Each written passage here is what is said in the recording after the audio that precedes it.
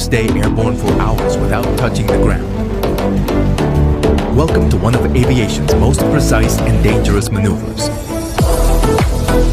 Mid-air refueling. It's not just a technical feat, it's a full-blown aerial ballet. One misstep and you're looking at a high-speed disaster. It begins with a tanker aircraft, like the mighty C-130 Hercules, gliding steady and level through open skies. Meanwhile, a special ops chopper like the MH-60 flies into formation, matching speed, altitude, and turbulence to the dot.